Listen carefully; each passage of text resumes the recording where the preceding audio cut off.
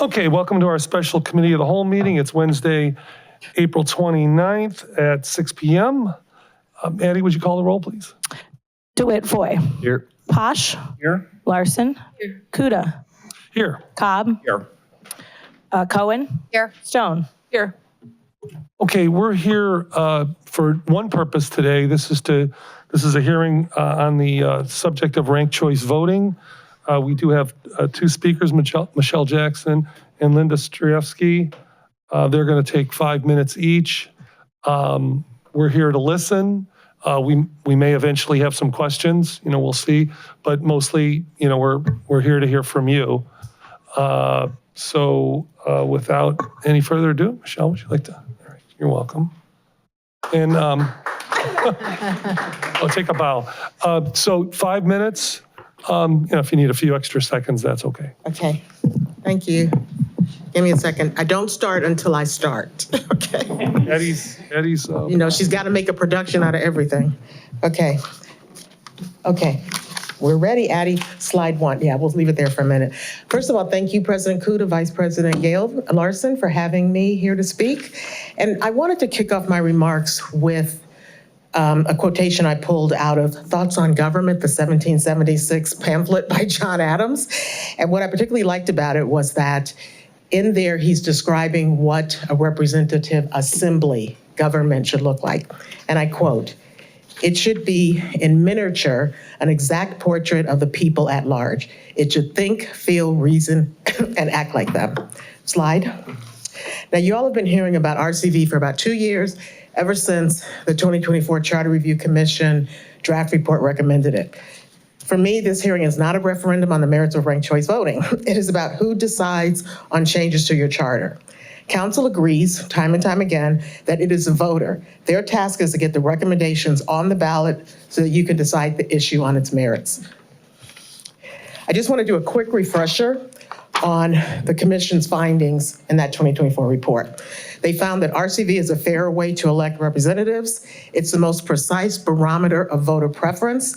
It allows voters to vote for their favorite candidates instead of the lesser of evils. It promotes cooperation among the candidates, and it reduces polarization. Slide, please. The question keeps coming up, but why in Cleveland Heights? Well, let's go back to John Adams. Do we have here an exact portrait of the people at large in our assembly? I pulled some numbers from the fact sheets from the Centers for Community Solution that were put out in 2024. And you can see what your makeup is, what the people look like, and the landscape in Cleveland Heights. So you have to ask yourself, are we getting the best representation of the people at large? RCV also saves money. It can eliminate a primary. And finally, we need to upgrade to a 21st century method of voting. We've been voting the same way since the 18th century. And at that time, if you remember, only white male landowners could vote. So it's time for an upgrade. Slide, please. The elephant in the room, SB 63. SB 63 is not technically a ban bill. What it is it will penalize a municipality that uses RCV. We maintain that it does not apply to charter amendments. We had an analysis that we got a hold of from the Legislative Service Commission in Columbus, and that's sort of like the legal department for the State House. And in that analysis, it did say that it read that the bill might not require a city to lose funds if its electors approve ranked choice voting via a charter amendment. Secondly, it does on its face violate home rule provisions in Ohio Constitution.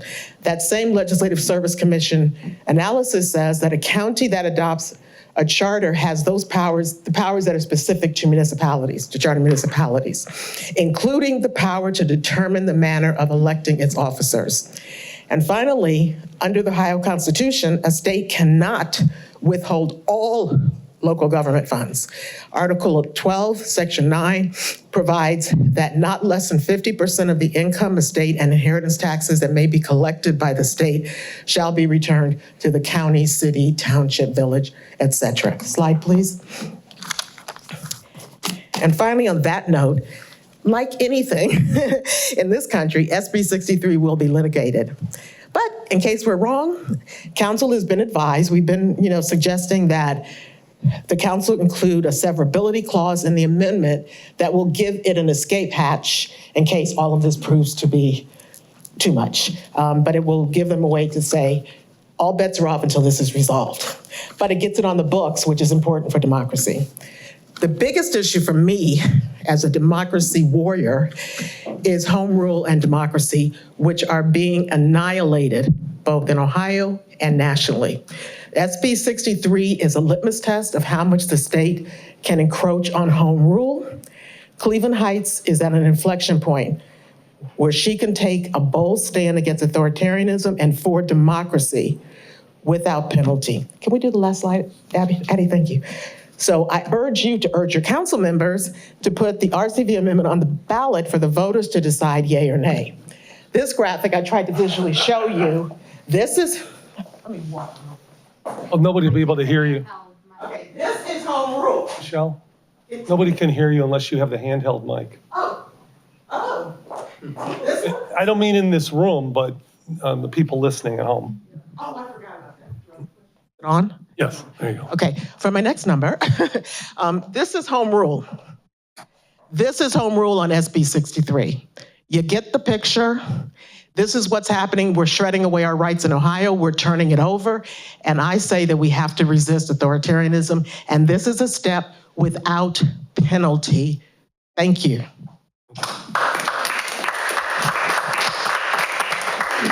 All right, next we have Linda Strafsky speaking.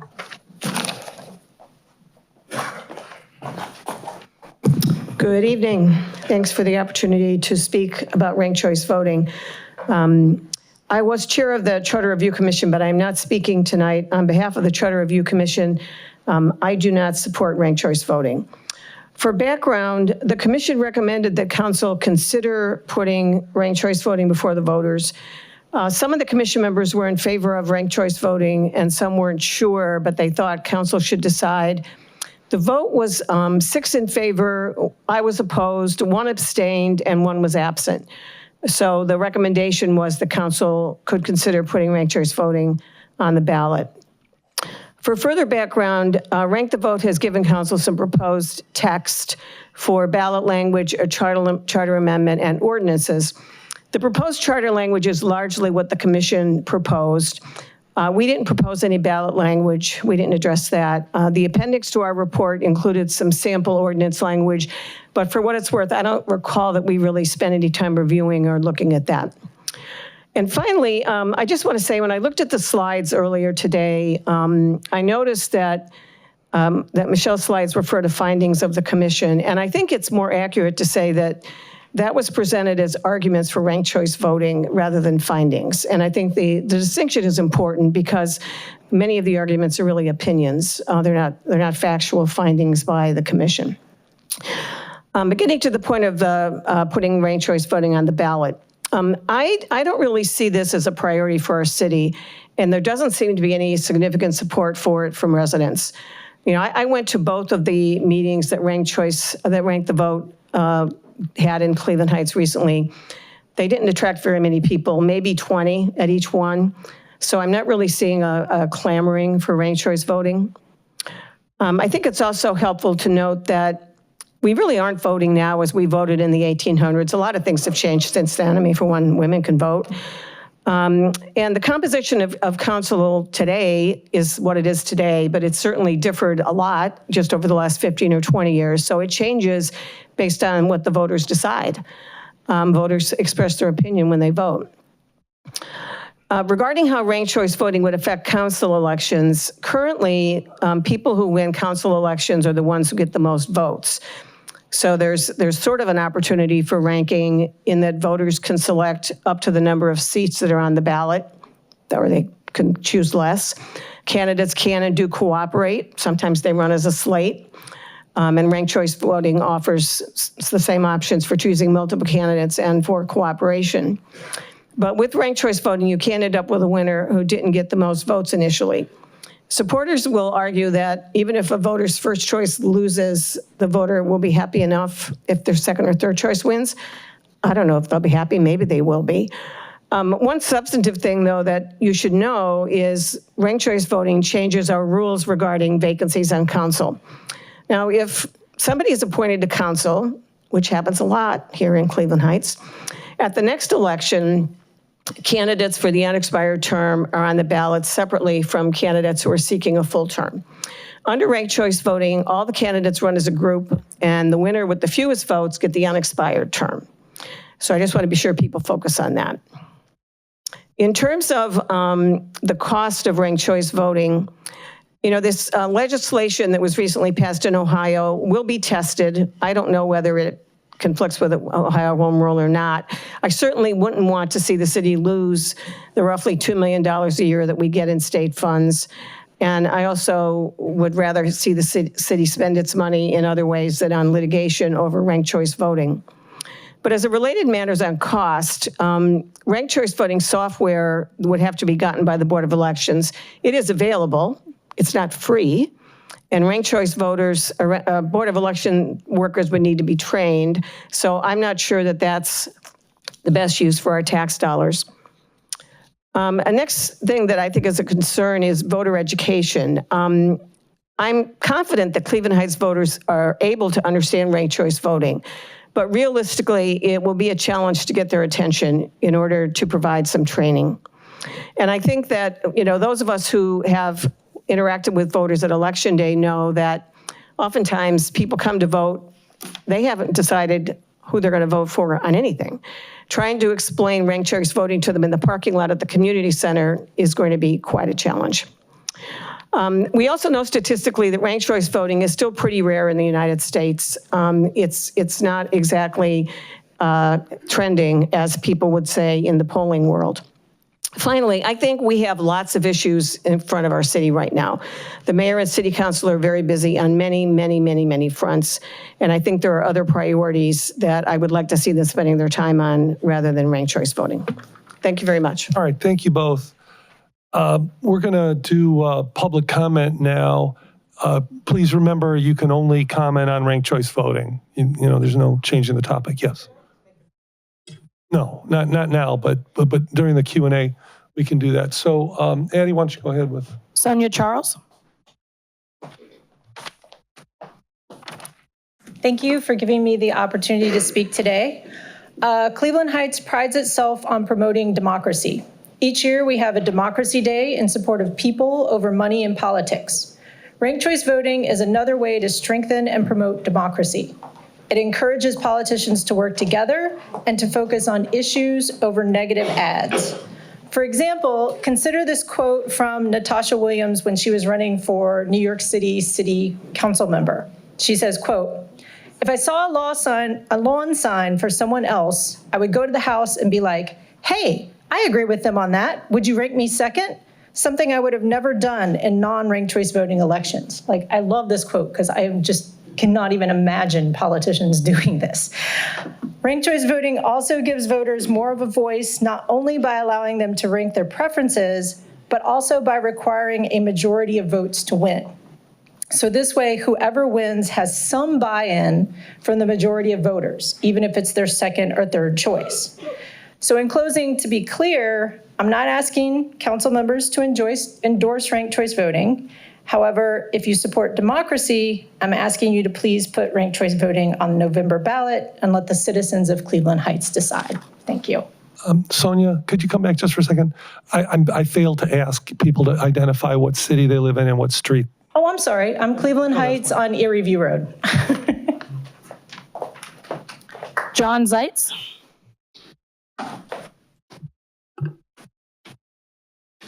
Thank you for giving me this opportunity to speak this evening. My name is John Zeitz. I live on Mayfield in the Victorian condominiums. I am a brand new resident of Cleveland Heights, having moved here just last March. So I know very little about the history of politics in Cleveland Heights. However, we were very happy, my wife and I, to move here because of the diversity of the city, the amenities of the city. And when I heard that ranked choice voting was going to be considered as a method to elect people, I was very proud because I believe that ranked choice voting is an important step to protect representative democracy in America. I believe it makes the voice of the voter heard much better. So I'm just here to say that it would make me very proud if it got on the ballot. I believe that the people of Cleveland Heights have the right and to determine how they want to elect their people. And it will improve representative democracy in Cleveland Heights and set the tone for the rest of the state and for America to actually fight for representative democracy and push back autocracy that is happening in the State House of Ohio. Thanks so much. Justin Strayhole.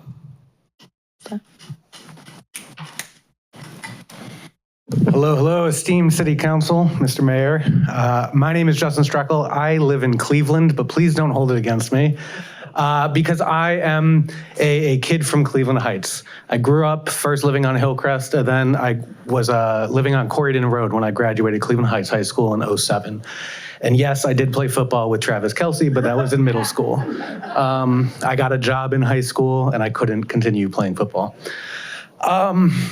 After I graduated high school in 2007, I started my next stage of my education at Cleveland State University, and then I promptly withdrew from university because I got offered a role as a full-time field organizer on the Obama campaign for then Senator Barack Obama.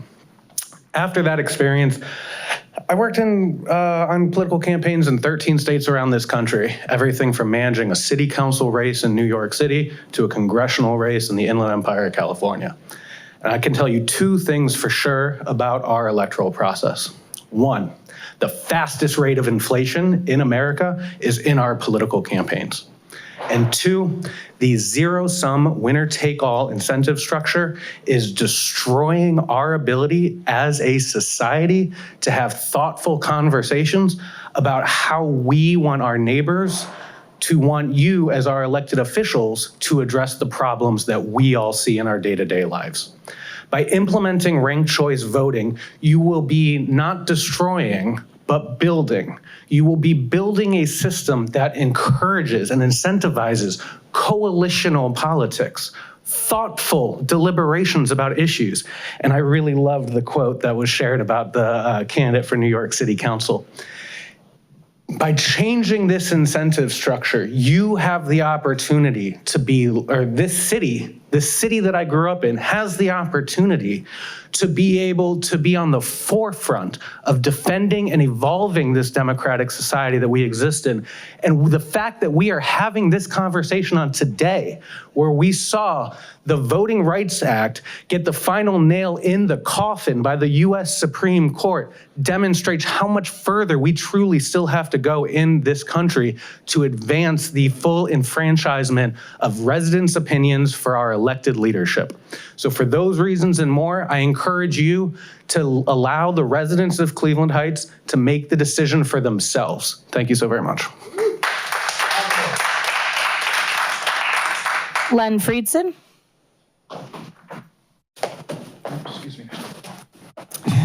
Good evening. My name is Len Friedson. I live in Berkshire Road. I'm here to talk about the ranked choice voting as it applies to the ballot in 2025, November of this year. And I believe that that's what the council is concerning itself with tonight. Am I correct about that? Not in particular. Oh, not particularly. Okay. Well, that's my concern. Okay. And the concern is, are we ready in 2026 to deal with ranked choice voting? In my opinion, we're not because of its lack of merits. It has high aspirational value, and I generally agree with those aspirations. On the other hand, I also feel that there's a level of confusion that is being glossed over.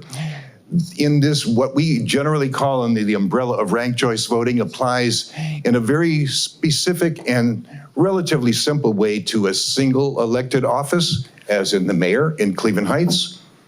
When it comes to the council, however, when we have council people at large and we vote for a group of council members for any particular election, it becomes much more complex It is not straightforward.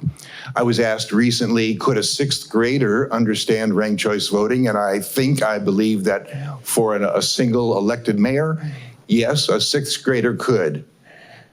I do not think a sixth grader could handle what we would do for an election for council at this particular time. And I would say that as of this moment, having done several hours of research beyond attending the meeting last week at the library, I'm still not sure how it works.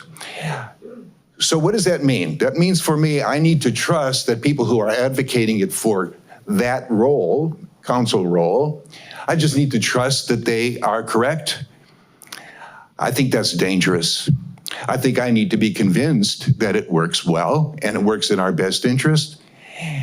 And if there were an election today in Cleveland Heights to put ranked choice voting on without any caveats about whether it's for a mayor or whether it's for council, I would vote no. Not because I oppose ranked choice voting, but because we're not ready, I don't understand it, and I would venture to say that the majority of people in this community do not understand it. Thank you. Michael Steer.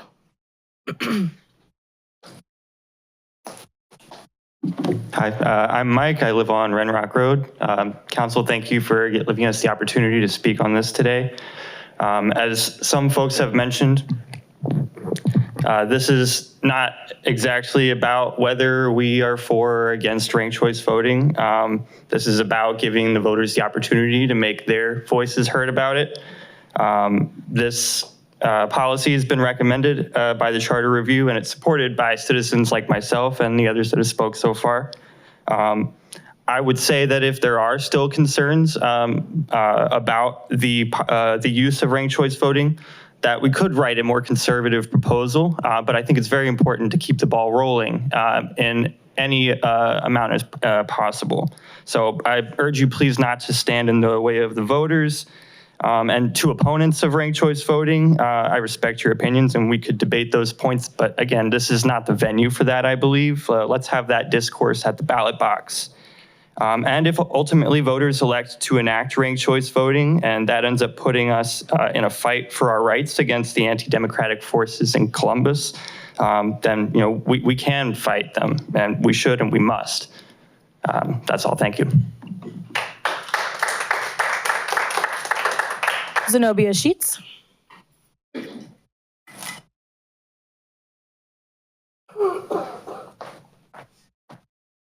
Evening. Evening. I'm coming to say ranked choice voting deserves to be on the November ballot because voters, not political gatekeepers, should decide the ideas and reforms that are worthy of consideration. Blocking this issue from reaching the ballot after community support and petition efforts have been made sends the wrong messages to residents who simply just want a fair choice to vote and chance to vote, should I say. As well as this is stripping voters of making their own independent, informed decisions. When systems are manipulated to prevent certain voices or reforms from advancing, that raises serious concerns, serious concerns about voter suppression and political redlining. Cleveland Heights and no other community should have their Democratic Party powers limited because an issue or challenge changes the status quo. Whether someone supports ranked choice voting or opposes it, every resident should agree on one thing, that Cleveland Heights voters deserve the right to express an informed decision for themselves at the ballot box.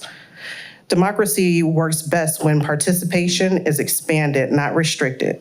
So keeping ranked choice voting off of the ballot silences public discussion, discourages civic engagement, and undermines trust in electoral processes. If that is not what you stand for, step aside and allow us Cleveland Heights residents to vote on ranked choice voting. Thank you much. Harriet Applegate. Good evening, Harriet Applegate, Crest Road. I'm going to read quickly because I'm going to go through some of the technical history of this, which I think is important on the record, but I want to really get to the the 5 reasons why I think ranked choice voting is something we need to put on the ballot. So I'm going to read quickly through the technical history. Ranked choice voting for both the mayor and the city council elections of Cleveland Heights was recommended by the Charter Review Commission in May 2024. The CRC recommended a series of changes divided into what we call buckets. We had 5 buckets ranging from small things like language cleanup to the big kahuna, ranked choice voting. City council discussed and made modifications and agreed to submit them to the voters after review by the law director. The CRC proposed amendments with the council modifications were submitted to the law director June 1. The law director sent them back to city council in mid-August with suggested changes just in time to meet the time requirements to get them on the November ballot. The law director removed the bucket containing RCV recommendations altogether, arguing that it would take too long to educate the voters about it before the November election. I want to stress that city council had agreed to recommend RCV to the voters when they gave the proposed recommendations to the law director. I also want to stress that the majority vote of city council to recommend RCV to the voters was motivated by their commitment to letting the voters decide. Council agreed that there was insufficient time to educate the voters on RCV, and so did its supporters. To compensate for the removal of RCV from the proposed charter revisions after it had been proposed and agreed to, City Council made a verbal promise to put RCV on the ballot at their earliest opportunity. It is important to stress that the City Council did not endorse ranked choice voting. They endorsed the right of the voters to decide. Asking you, the current council, to fulfill their promise is simply asking you to put it on the ballot and in no way commits you to endorsement. As to why this Charter Review Commission voted to put RCV into their recommendations, I give you 5. It is a more accurate because more specific reflection of voter opinion. Voters just don't vote for a candidate, they rank the candidates in order of preference. It is more inclusive. Almost everyone gets one of their top candidates elected. The statistical number is 95%, making it far superior to winner-take-all elections where as many as 49% are disenfranchised. It obviates the need for districts by clustering voters around the positions of the candidates instead of their geography. If you are a conservative Democrat, you can vote for the conservative Democratic candidates regardless of where you or they live, maximizing the voting strength of conservative Democrats and so on for every group of the electorate. Number 4, significant minorities get represented under RCV without jeopardizing the success of the majority. This is part of the elegance of proportionality, which is a finer pointed barometer of voter opinion. Number 5, it brings civility to politics. It rewards cooperation among candidates because each candidate helps themselves by seeking support from other candidates because that candidate's supporters would then rank them higher, thus increasing their chance of winning. Supporting cooperation and civility reduces competition and negativity. I think we can all agree that this is sorely needed in our current political climate. I urge you to submit RCV to the voters this November. Thank you.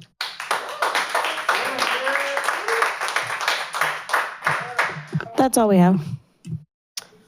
Okay, Council, if you have any questions, and we can, you can make comments too. If you want to ask a question of the 2 presenters, by all means. Anybody like to go first? Yeah, go ahead. I'm happy to go first. I have a couple of Councilwoman. questions for Michelle. Michelle, would you mind coming? So thanks for being here. I have not been able to go to the meetings that you held, but you and I have spoken a number of times. And then I also watched the interview that you did with Adam Dew talking about this a little bit more. And so my question is, I understand from a mayoral primary perspective how this will change that. But you had said that when there is an election for 4 seats, that a 20% threshold, instead of the 50% threshold in a head-to-head for a 4-seat election like we would have for our council here in Cleveland Heights, only 20% is needed. So in this last election, and I pulled up the Cuyahoga County election results, Councilman Cobb, Council President Kuda, and myself all received over 20%. So my understanding is, given the information that you had, that the 3 of us would have gotten 3 seats, and then the last seat would have been a re-ranking of the other 3 candidates. So I'm sharing all this because what I'm struggling is, how does that necessarily change what we have. Because if everybody had chosen Joe as their second choice, Councilman DeWitt Foy would have gotten that fourth spot anyway. And so I'm really just having a difficult time understanding the practical impact of ranked choice voting on our council elections. So whatever clarity you can. Understood, thank you. And I don't know that I said the exact percentage, but if I did, let me clarify that it depends on how many people are running and how many seats, based on 100%. So whatever that is, we get the point. What would happen is that when you have, your municipal elections are already nonpartisan, but let's face it, we all know that the Democratic Party in Cuyahoga County pretty much guides who's going to be on anybody's ballot. That whole endorsement process, the dog and pony show, every election cycle.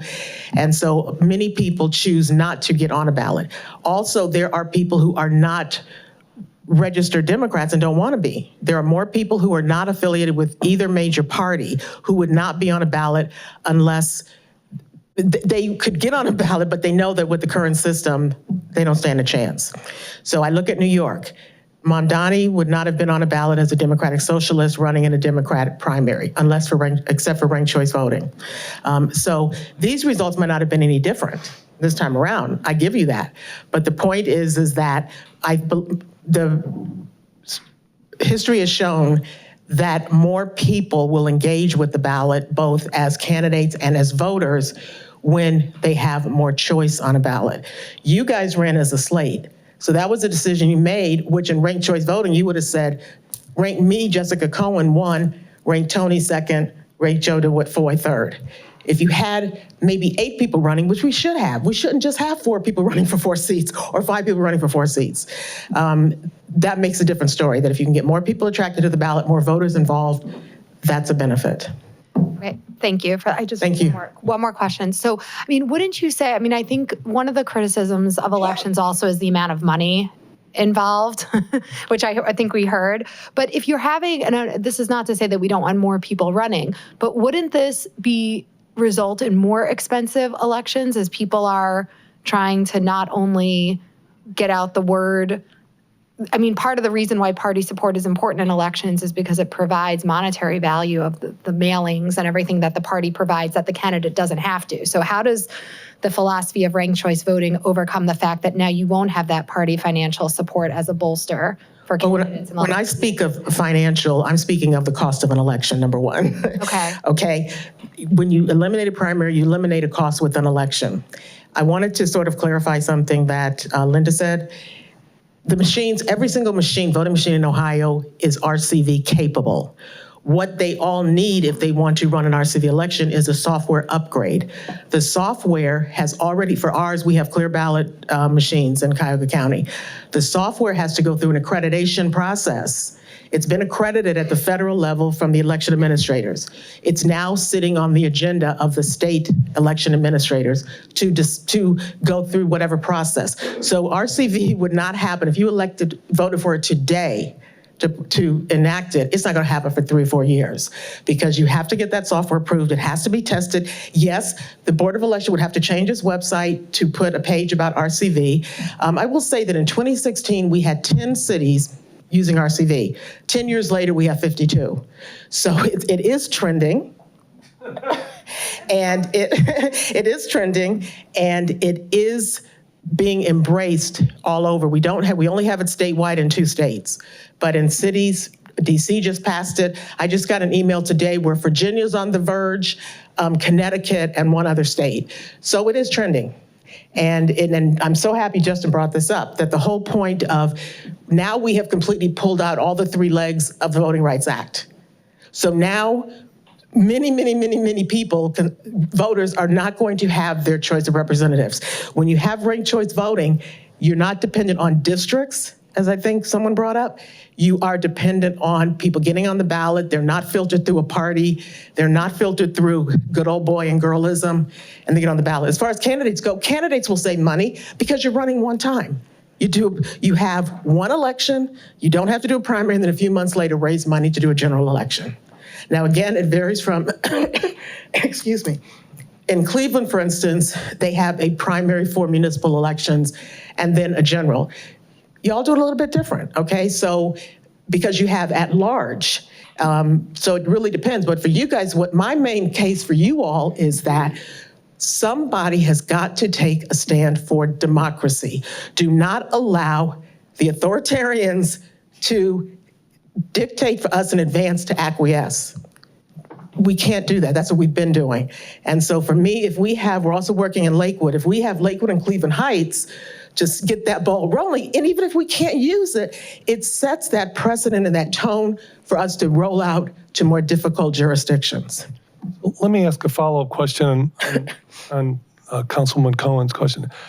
How is the person who gets the most votes supporting authoritarianism? I don't understand. The person who gets the most votes? Yeah, in other words, you're saying ranked choice voting is fighting authoritarianism. And what I'm asking is, how does the present system of the person getting the most votes being the winner, how does that go against democracy? I'm sorry, I thought you could read my mind. I was referring to SB 63. Oh, Acquiescing. You didn't say that. I know, because I thought you could read my mind. I'm not a mind reader, and that just proved it. Thank you for reminding me. I mean acquiescing in advance. SB 63 is putting a prohibition on something that doesn't even exist.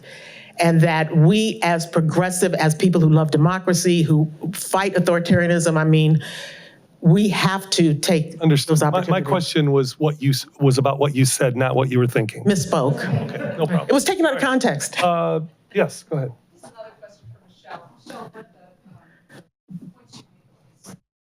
Ranked choice voting really could, Yeah, you just. sorry, okay. That ranked choice voting would better represent the voters of Cleveland Heights and the proportionality of all sorts of factors in Cleveland Heights. I just wonder if you could explain for me how, given our system and the way that the city council elections work, what difference would you see? For me, it's proportionality, but for me, the difference is what I call access to the ballot. From where you sit, anybody can get on a ballot. Those of us who are often on the outside looking in, having been minorities in this country, we often do not, that door is not wide open. Yeah, you can peek through. So when you have a system where anyone can get on the ballot, that you're not filtered through a major party, and I mean, you can deny it, but here you pretty much have to have the backing of a major party to get further. And you're right. The whole thing, Jessica, you brought up, Councilwoman Cohen, about mailings and all that, that's a disadvantage to other people if they don't have that endorsement from a party that gives them that edge. I have a second question. Thank you. That's helpful. Many of the Cleveland Heights referendum that have come before our voters have been supported by an advocacy group, grassroots support, collecting signatures to put the issue on the ballot. And I just wonder why that might not have been something, given your desire to build support and education, a step or a direction that you thought you might take. Well, we didn't take that step because, first of all, we're a 501c3 and we don't do that. Secondly, the reason why we got involved was because the Charter Review Commission recommended it. And I do believe before I came on board that in both Lakewood and Cleveland Heights, our Rank the Vote Ohio may have helped with, this is what other people are doing.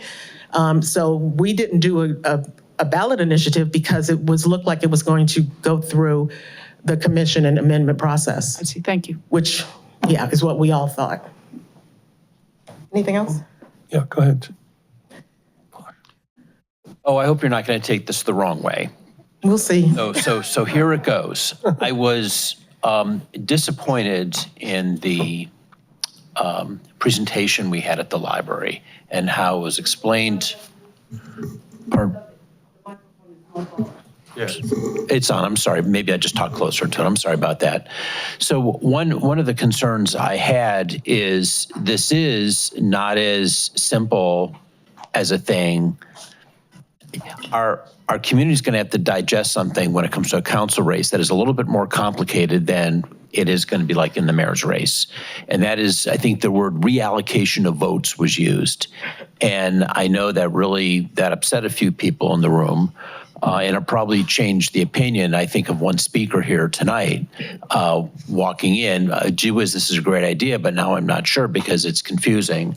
Now, I can separate the fact that how we would individually endorse something versus put it on the ballot is two completely things. I get that. But the concern I have is I'm afraid that the public is going to be, and again, I could get beyond this, but I'm concerned that there's people in the public that are going to be very concerned about, well, how does this work? I mean, how does this reallocation of votes work? And it couldn't be explained by the experts that you brought to the table when we were at the library. And, you know, I think what would be helpful for me is, can you just get like a one sheet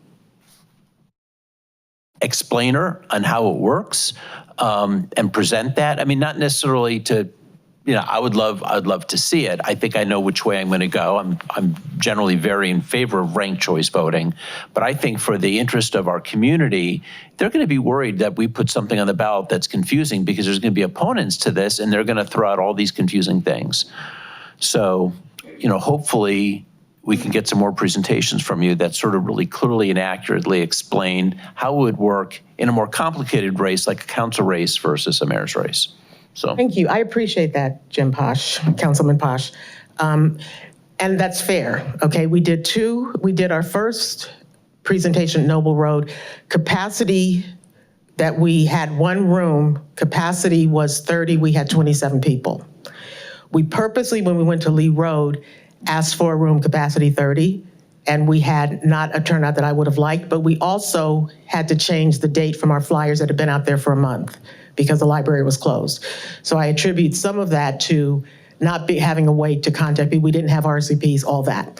That said, I agree. I was not happy with our presentation on that day.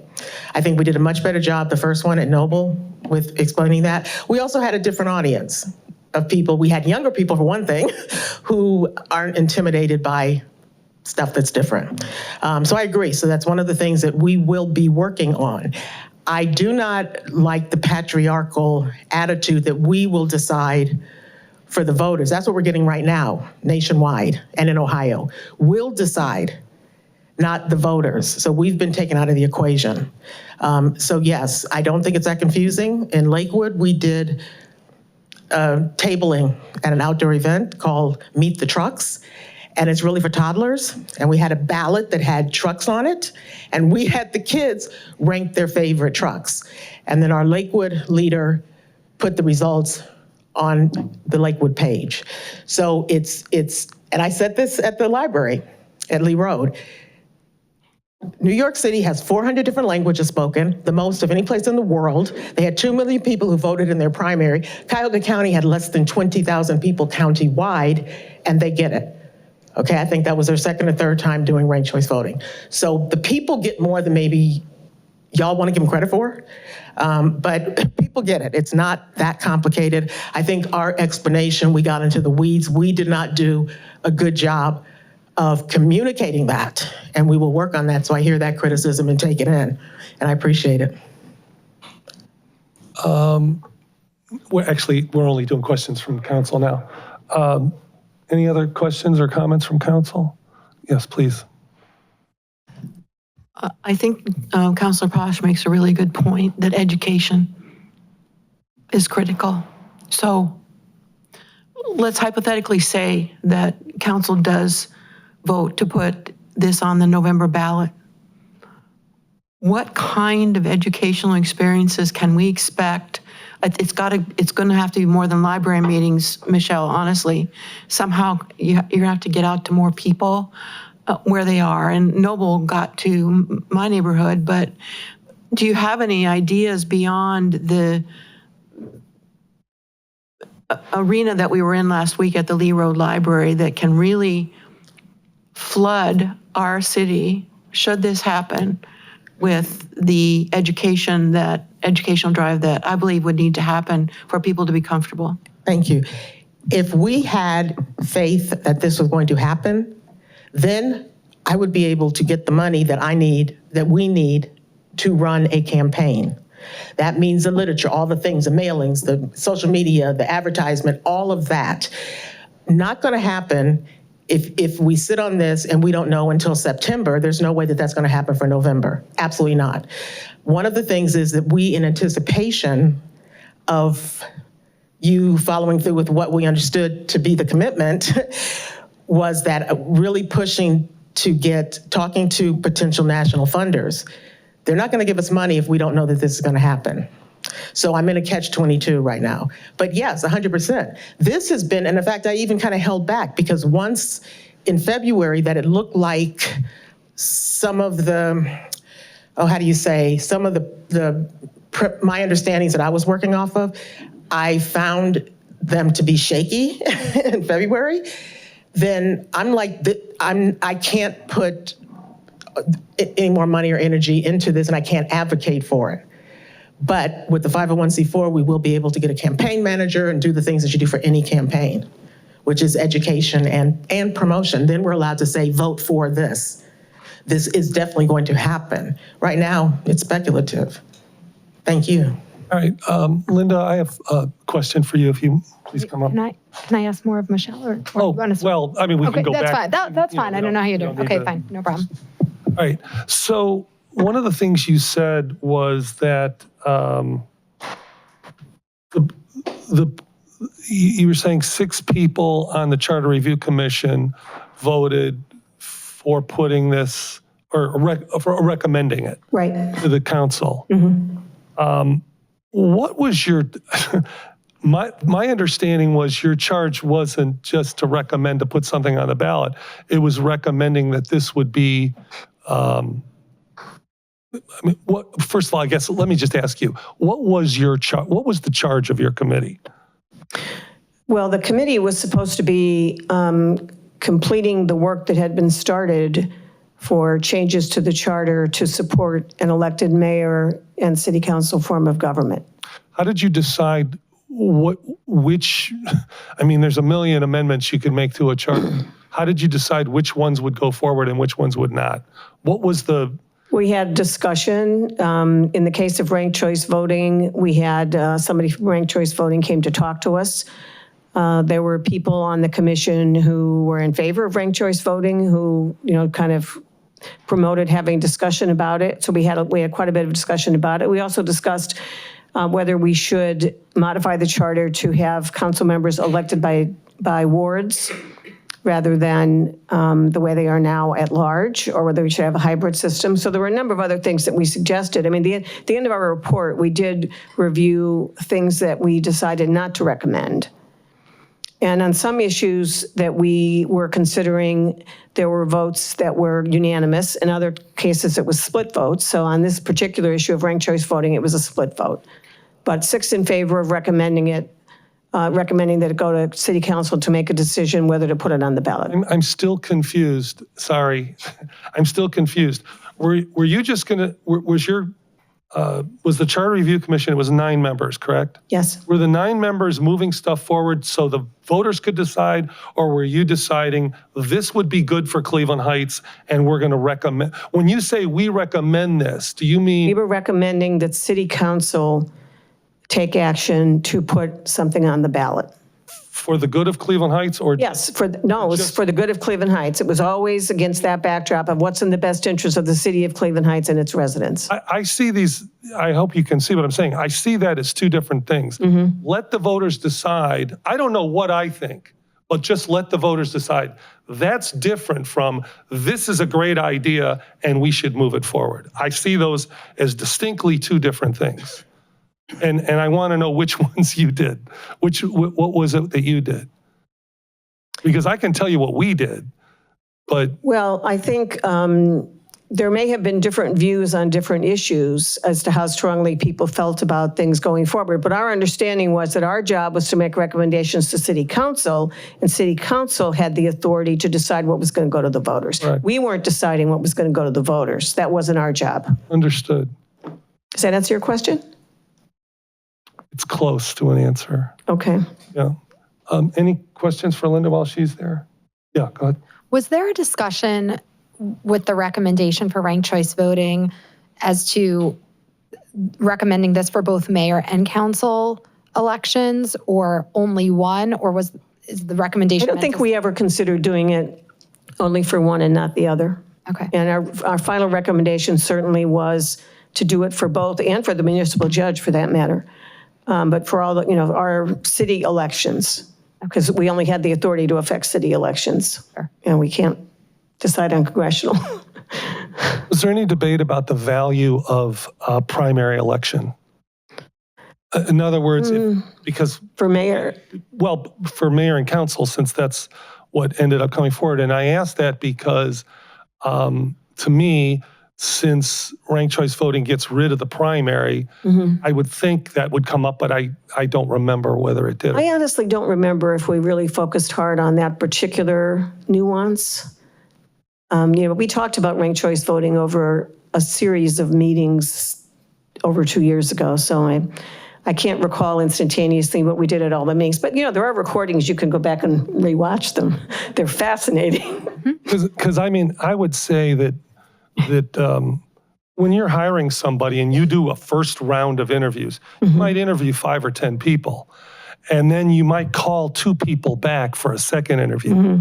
I can tell you, in the world that I live in, that second interview is huge. If you get rid of that second interview, I'm not sure I could say most of the time, from my point of view, you are really decreasing your chance of making a good decision. In the last election, I'm just thinking about our last election in 2025, I think it was 100 votes that separated the first two, I think Mayor Petrus and Councilwoman Russell. And then when people only had to focus on 2 candidates, well, that margin got a lot wider. I mean, to me, that's what happens in a second interview. And that is the value of having a primary and then taking a look at a large group. You can pay attention to so much, to like 10 people. I could only pay attention, 2 people were in this room, I could pay much closer attention to 2 people talking back and forth than I could to, 15 or 20 or whatever. My point is, I would be surprised if that didn't come up as at least an issue, because if you're talking about getting rid of something, to me, one of the things you would say is, it's not valuable, let's get rid of it. Or somebody would say, this is valuable, what would we do without it? And it didn't come up. And I just don't recall. Okay, Harriet, you don't recall that coming up? Yeah, I agree. It wasn't a big deal. It wasn't.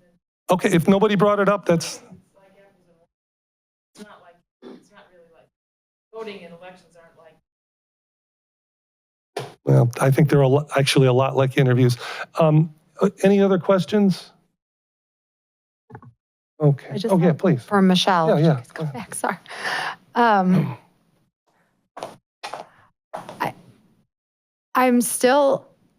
understand that there's an interest in having ranked choice voting established in Ohio in municipalities that are willing and interested to do it. I'm just really still struggling to understand how this would change specifically Cleveland Heights council races. And so I just want to dig into this a little bit more with you.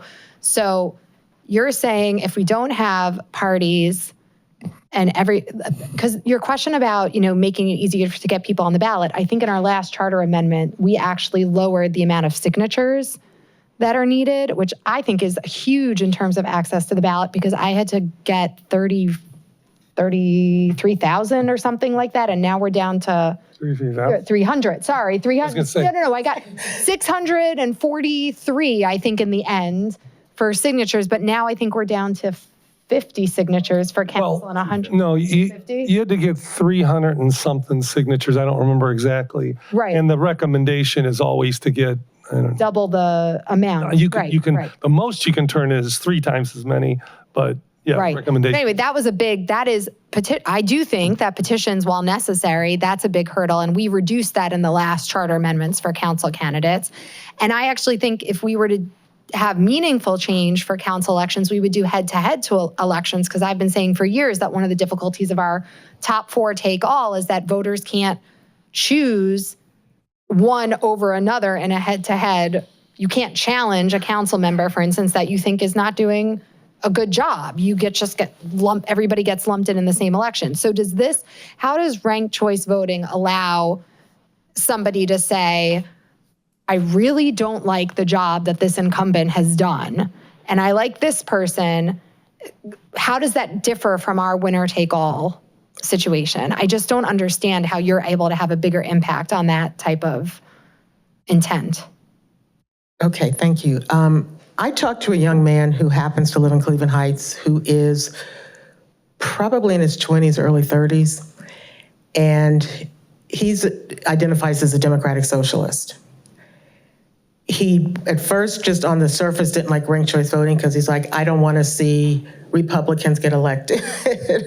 And even though it's nonpartisan, everybody knows who's what. You just got to look it up.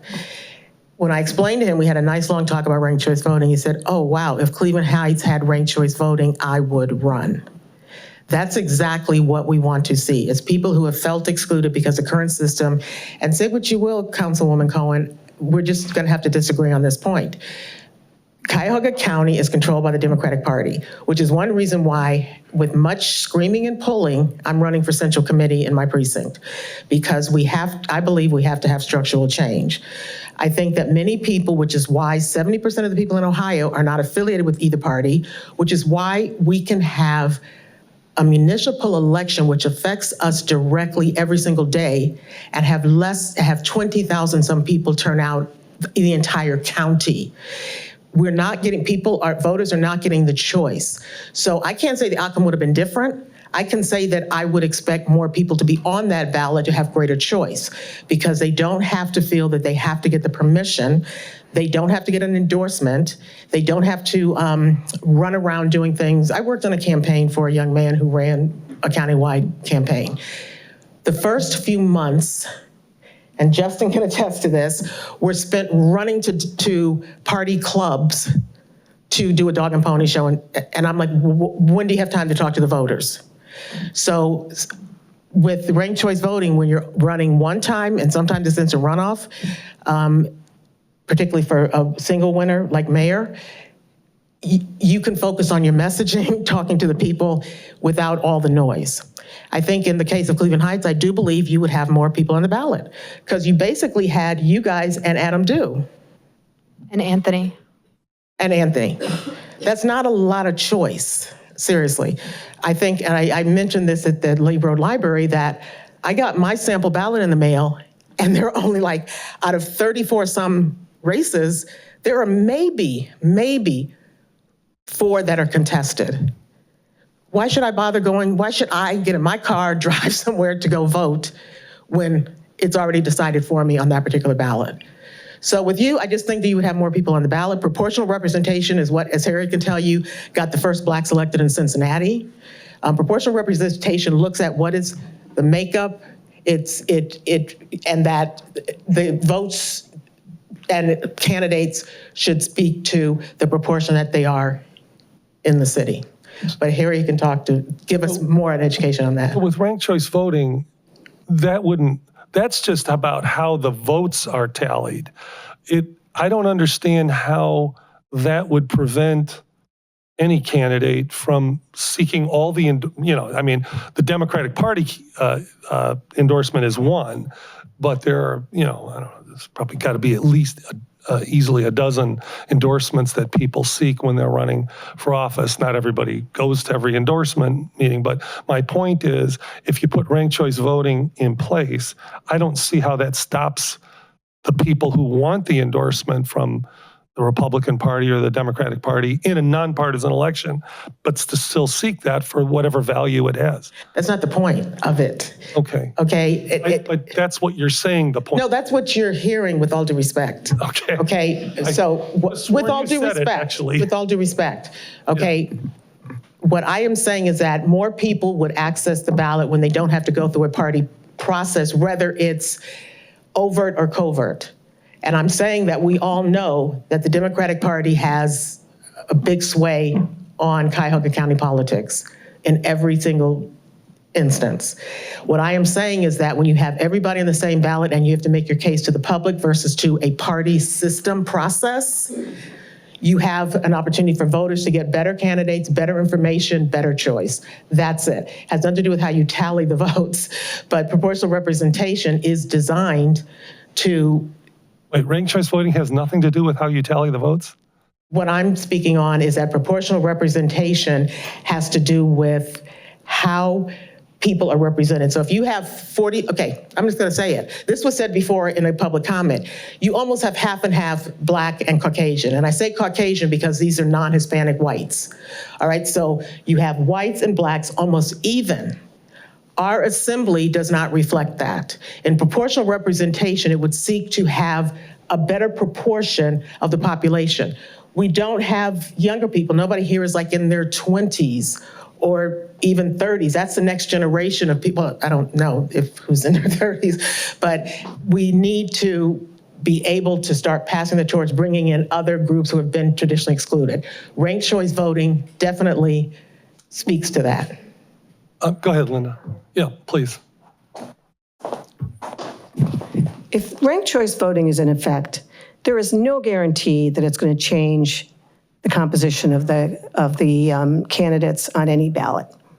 It doesn't guarantee any change in the composition. And again, I want to say that we all understand what the composition of our city is in terms of Blacks versus whites. However, the composition of our council has changed multiple times in the last 15 or 20 years, and that representation percentage has changed.